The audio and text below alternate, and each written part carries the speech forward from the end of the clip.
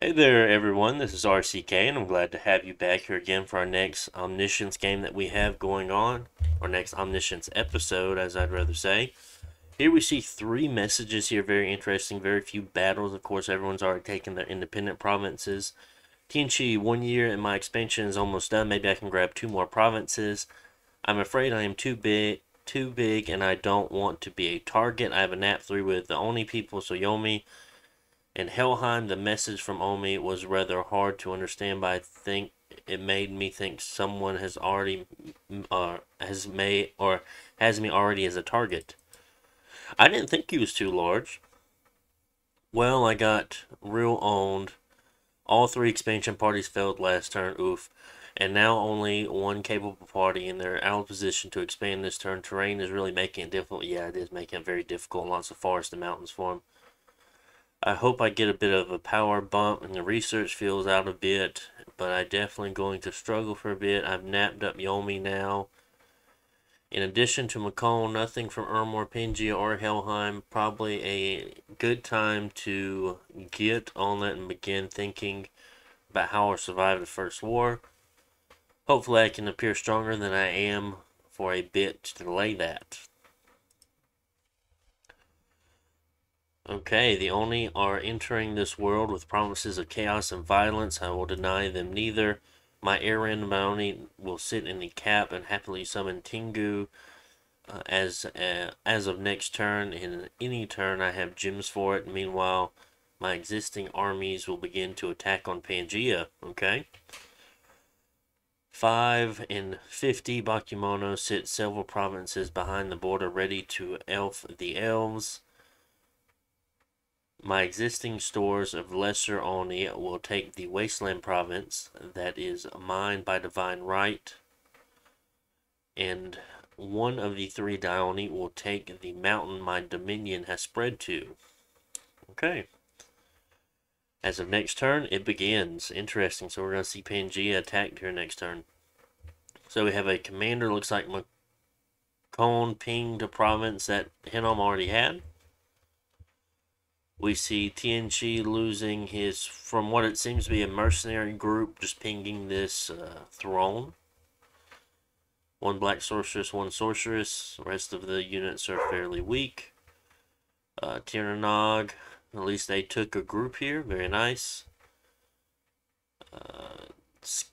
Looks like this is, no, he's not sneaking, so it's just a Rus chieftain pinged a pretty large, like you dropped some PD in here, and then 10 Equites from Ermor. Interesting. And we see Macon attack Kinnom, and Macon ended up winning. Probably could have dumped a little bit more into this heavy cav province if he wanted to keep it like this.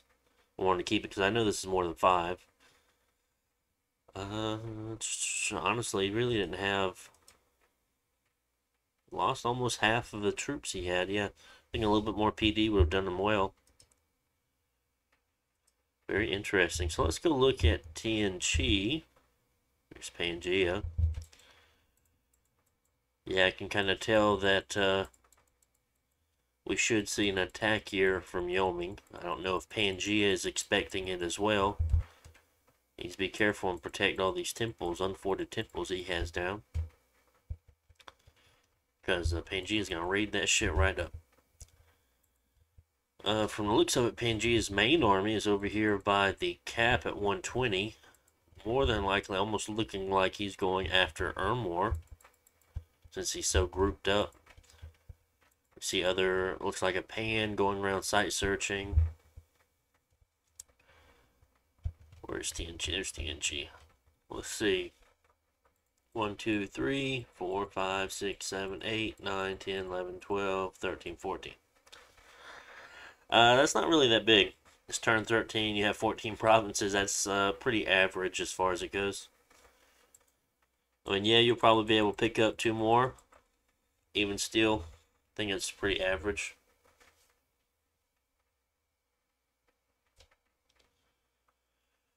Looks like we're going to see some more fighting here with Ermor and Rus. Now, I'm pretty sure Rus was the aggressor here in this. So that's interesting. I mean, they really didn't prepare themselves very well for this first war. It seems like they kind of attacked in one of their expansion parties and they got wiped. And now we see Ormur responding to that. It's like he has a good amount of troops here in the capital he can bring down. And I just don't know if Rus is going to be able to stop that, honestly.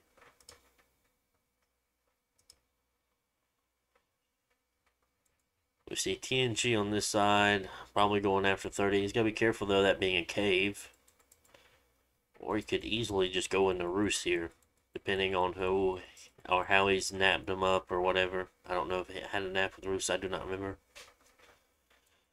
But yeah, come on the back end of Rus while Ermor's at war with him. Grab 1, 2, 3 provs at least. You could probably tear down that palisade quickly, but then you'll risk him coming in with some shrewd skin shifters and taking you out, depending on how strong your force is here or how well the Warriors of 5 Elements do against skin shifters. But unfortunate with that, those two water connections, they're stopping TNG from going after that throne. I'd say this one's kind of out of his reach as well. Throne of Water. That'd be a good one for him to have. Silver Throne, he could grab that one. That one would be pretty decent. Throne of Knowledge, that would also be a decent one. Break him into some blood. Yep. Okay. So very interesting. Let's go ahead and check out turn 14. We'll see. We should be starting the war with Yomi and Pangea.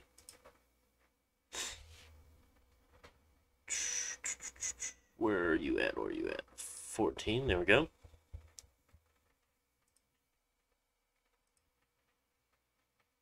Oh yeah, we see 3 battles here with Yomi attacking Pangea, Macon attacking Independence, Macon attacking Hinam, and some more independent battles at the end. We'll check those out first. So the Atavi, Markata, very, very weak units, of course. Very, very low morale as well, being 8, 7, yeah. Looks like they didn't really fight many of them. Most of them ran away. Oh man, that's a big battle. Okay, let's save that one. Oh, interesting. This is something that I kind of expected Pangea going after Ermor. And seeing this really heavy PD dump, I actually didn't do 2. Well, no, never mind. I take that back. It only killed one White Centaur at 47. Yeah. Don't PD dump. Yeah, you could have put that money into another fort or just more troops and been better off. Macon attacking Hinam. TNG taking that cave province, which he did very, very well with. Let me double check that and see if his units have like Spirit Sight or Dark Vision. No, they don't. They just have very high stats.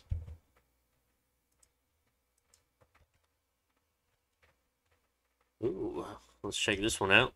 Looks like we see TNN's God here. Diryu of Thunder, Fire 4, Air 4, Water 4.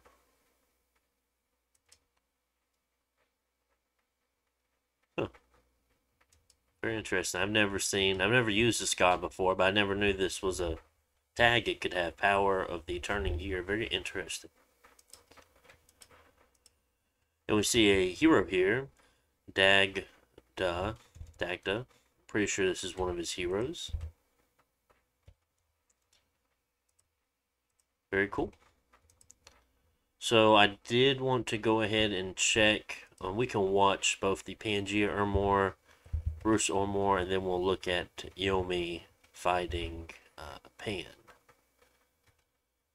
So very interesting. Very good timing on Yomi's part for sure, because now Ermor is going to be wanting to take his land back. He'll probably also pressure Pangea a little bit while having his attack. I mean, of course, Pangea is out of position for this for sure. But yeah, very, very large bless if you don't remember from Pangea.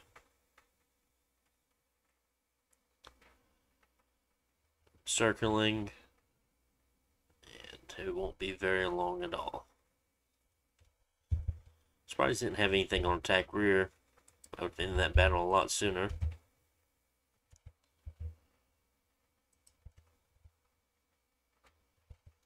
So they're routing.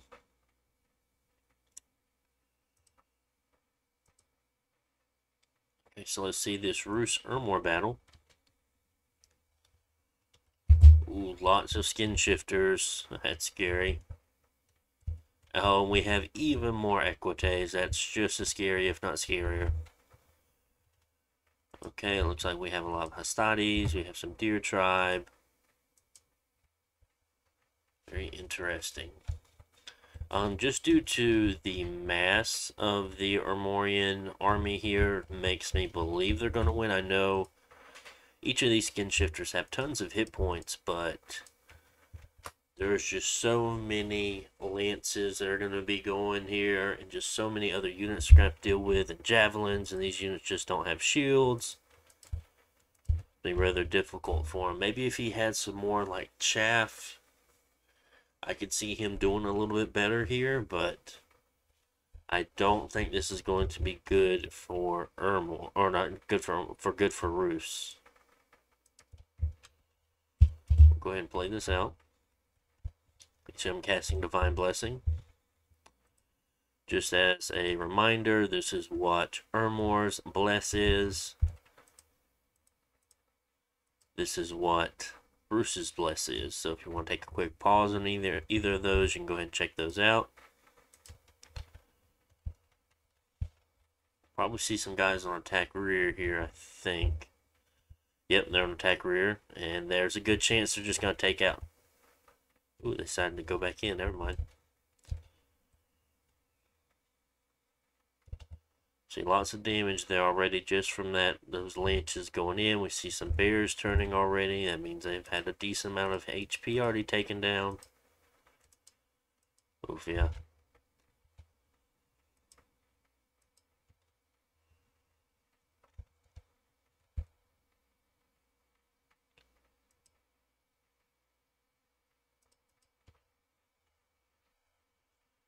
Alright, those two are coming back in.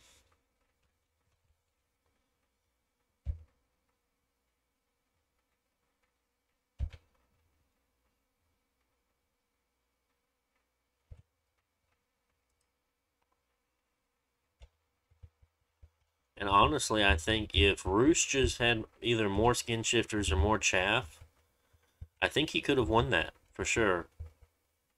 Because we see all the Equites are going at this point. It's just the Hastades and Deer Tribe. And I feel like if those skin shifters just had a little bit more, it wasn't as focused on them as much for the whole battle, I think it could have gone a lot better for Roos. Not saying he needed more skin shifters, just he needed more chaff.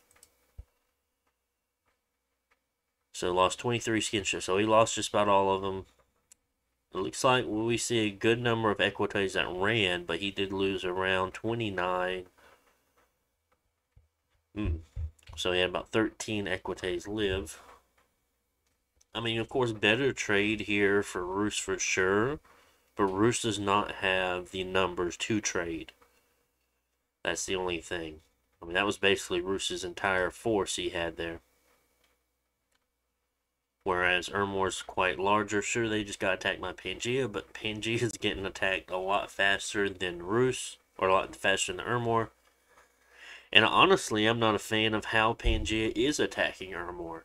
He should be raiding all over the place with tons of small groups of white centaurs. Do not like how he's has his composition of his army here. Now this looks like a mercenary group, but Beast Tribe Hunters, why? Centaur Warriors, Satyr Warriors, this is probably leftovers from something else. A Minotaur Lord are leftover. But you should be having these Hierophants and Hierophantides with small groups of 5 or 6 white centaurs, and you should be taking 3, 4 provinces a turn, not just one. You know, even if it is a fort that you're getting on top of, you can sit on top of that fort, or you can drop something on that fort. Not expecting him to leave it, and if he does, you just take it again. It's not hard. I mean, if he enjoys this PD dump, I mean, just avoid that with your next fight.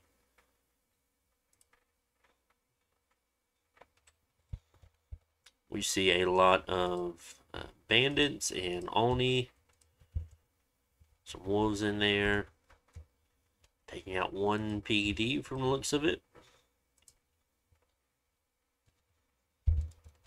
Some Bakemono. Bakemono Show. That's what they're called. One PD.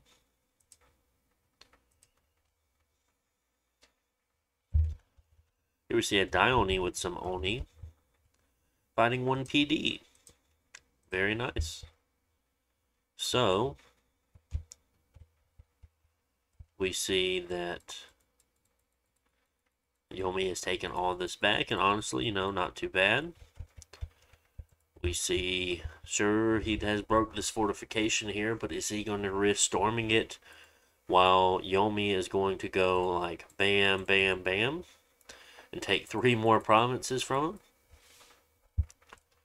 Well, because that's the Dione, so we're not really worried about that pan there. While it wasn't very high income provinces, still provinces nonetheless. He's got 1 PD in a lot of places. I would at least no PD there. I would at least put them all up to 6. But okay, how much PD? Couldn't tell, but he had 25 here. 11, 20, 23. Whoa, this is a lot of PD. Holy shit. 20, 20, 20, 20, 25, 23. Oof. Why have all this PD when you can just have a bigger army? We see Roos here with nothing left. That is very unfortunate for him. And honestly, if Ermor didn't have all this PD down and just went with a normal 6, he would be able to probably jump on Roos's fort right now and siege it, maybe even 1 turn, 2 turn, break it, and then storm it. And that's it for Roos. Instead, he has invested in lots and lots of PD everywhere. Yeah, sure, he has Pangea on his doorstep, but he's going to have the help of Yomi here to deal with him. And like I said, honestly, if he didn't have all of this PD down, there's a good chance he'd have so many more troops that he would feel confident. I don't know, it's a lot of White Centaurs, but he would feel a lot safer right now if he did. Because as you can tell, those White Centaurs did not care about the PD that Ermor had. 1 loss, okay. I'd trade 1 White Centaur for 25 PD or 30 PD, depending on how much it is. We'll see TNG more than likely take 28 next turn.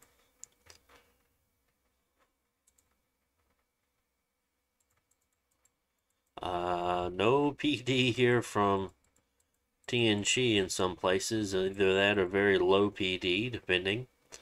1, 0, 0, 6, 3, 6, 1, 0, 20, 20, 2, 6.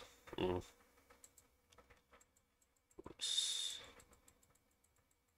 like about 11 everywhere except for a few places. No, it's basically just everywhere you put at least 11, if not more, for Yomi. Lots of 6. I see a 15 and a 16 there for TNN. Let's see about for Helheim. Just 1 PD everywhere. You guys are insane. I just put 6 down. It's like McCollum gets it. Yeah, McCollum understands. Big McCollum group there at 72. Not sure where Hinnom's army is, or unless he just doesn't really have much of anything. I don't remember Hinnom losing a big force as a Melkort.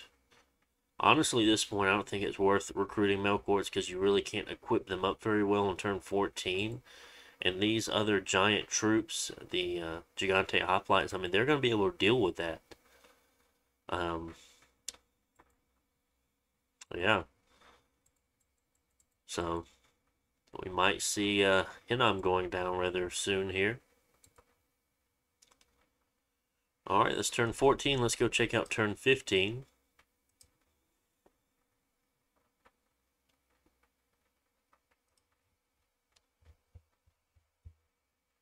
There we go. Message from TNG. I now have a nap with Macon, Helheim, and Yomi. I guess they will respect it early. So it leaves me Roos and Ermor. You're not gonna, well, for early war targets. I guess I scout them both, and if I enter a war, I'll backstab them. They enter a war, I'll backstab them.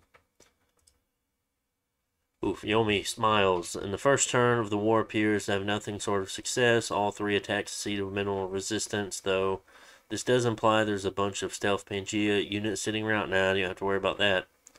They're sitting on one of Ermor's forts. Guys, you need some better scouting. As such, we're not invading farther this turn. Oh, really? That's a mistake. I don't know. We'll see where Pangea moves, but I feel like that's a mistake. Most of our forces are simply stay where they are and shift around to the front of the battle to see if there's any stealth units waiting to pop up behind me. I do see Pam in the 4 southwest, and he threw some gold into buffering the PD of those provinces.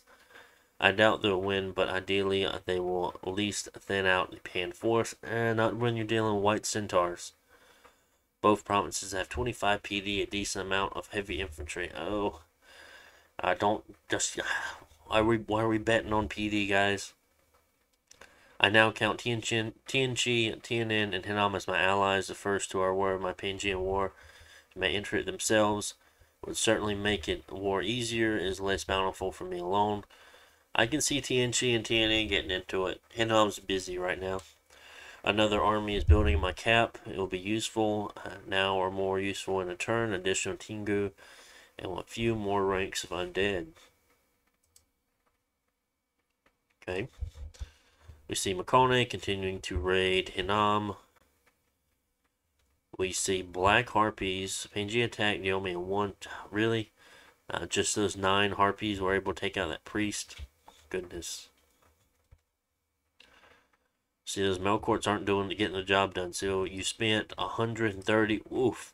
So you spent 600 and some gold and like 1,000 and some gold. And it did not do shit.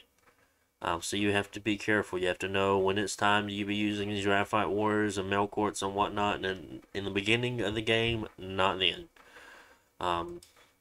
Maybe you can kind of use these guys for expansion, but still, they're just so expensive, and you have other troops you could be using. In the Melkort, of course, I'm sure you don't have decent research to be using his buffs yet, or equipment to make him even better. So you do have to be careful with that. Whereas McCollum, who went to, okay, fighting Hinnom, he's got to have larger units, size 3 and up. Let's get our very heavy hitting, Pierce magical weapon hoplites going. He's got a lot of them for 40 gold each. So you can have 3 for every Graphite Warrior he can make. Sure, they're going to be blessed, but they're just 325 pierce damage attacks is going to eat through 55 hit points a lot faster than 131 damage attack can do back. And yeah, sure, he has a gore attack being 22 damage, but I mean, these guys are pretty heavy protected. There's going to be 3 of them in a block because they're formation fighters. Lots of Peltas too. So we see TNG take another province for himself. Very nice. We see Pangea attacked Ermor in 1. Taurus did pretty good for themselves fighting those Macemen. Just nothing really here. An Augur, a Bishop, a Centurion. What was he doing with this group? Oh, so he stormed that fort and moved half of his troops back to 126. Anticipating for, and we grew a fortress there too, anticipating for Yomi to attack. And so he only attacked 1 province. Where's this PD province is at? 25. 25.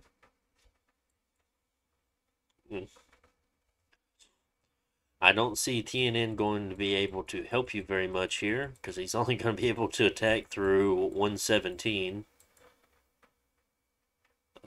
Henom's in rough shape. I mean, sure, he has this group here at 60, but I mean, it's not going to beat what's at 61. Or along with 72. I think Henom's probably going to regroup. I think he should regroup these two armies or push. Well, I'd say, okay, push this group in 61 onto that fort. Move what's in 72 to 61. I assume Henom's going to either push forward into 72 or double back to 51 while both of your armies are here and here. You move the army on 61 onto 68 on the turn that he would attack him. And we're going to know that he really hasn't made any troops, so there's nothing inside of here yet. So it's basically both of these armies versus this one. And if he doesn't go for the moving back to 51, you're going to just take his cap. I mean, okay, you can take, we'll trade Palisade for cap, sure, all day long. I mean, he's not going to be able to siege your cap down by the time you make, I mean, you're going to have more troops. They're going to have they're going to have a decent siege defense there. But yeah, I would go along with something like that. And then who else? I don't remember. Oh, well, you have Ermor here, but Roos is going to be continuing to fuck with him, I'm sure.